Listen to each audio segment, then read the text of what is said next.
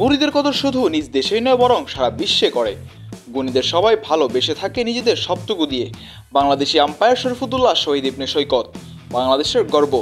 আইসিসির এলিট প্যানেলে জায়গা করে নেওয়া প্রথম বাংলাদেশি আম্পায়ার।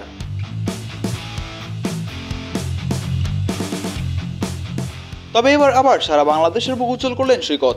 টানা দ্বিতীয়বারের মতো আইসিসি এলিট প্যানেলে জায়গা করে নিলেন এই খ্যাতিমান আম্পায়ার।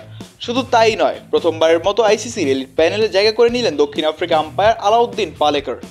সেই সাথে বাদ পড়লেন West Indies umpire Joel Wilson.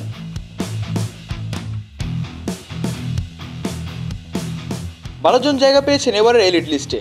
তারা হলেন Kumar Dharmasena, Chris Gaffaney, Adrian Holdstock, Richard Illingworth, Richard Kettleborough, Nitin Menon, Allahudien Paleker, Ahsan Raza, Paul Reiffel, Sharfuddoula Shahid Ibne Saikat, Rod Tucker, Alex হর্ফ।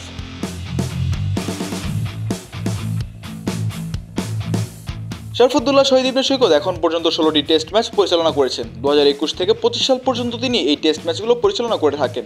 তিনি তার আম্পায়ারিং ক্যারিয়ারে 15 বছরে 67টি টেস্ট ম্যাচ পরিচালনা করেছেন। সেই সাথে তিনি 52টি টি-20 ম্যাচ পরিচালনা করেছেন। এছাড়াও তিনি মহিলাদের 13টি ওয়ানডেতে এবং 28টি টি-20 ম্যাচে আম্পায়ারিং করেছেন।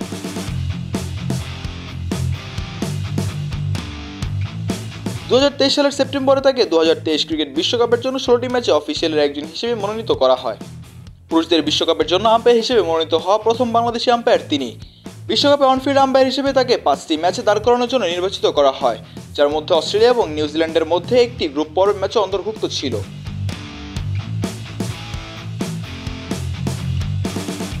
28 মার্চ 2024 তারিখে আন্তর্জাতিক ক্রিকেট কাউন্সিলের বার্ষিক পর্যালোচনা এবং নির্বাচন প্রক্রিয়ার পর তিনি প্রথম বাংলাদেশি আম্পায়ার হিসেবে আইসিসি আম্পায়ারদের এলিট প্যানেলে অন্তর্ভুক্ত হন। তিনি দক্ষিণ আফ্রিকান আম্পায়ার মারাইস ইরাসমাসের স্থলাভিষিক্ত হন, যিনি 2024 সালের ফেব্রুয়ারিতে আন্তর্জাতিক ক্রিকেটে আম্পায়ারিং থেকে অবসর গ্রহণ করেছিলেন। সম্প্রতি শরীফুদ্দৌলার আম্পায়ারিং সিদ্ধান্ত একটি বিশাল বিতর্ক সৃষ্টি করে, যা পরে প্রমাণ করে যে তার সিদ্ধান্ত সঠিক ছিল।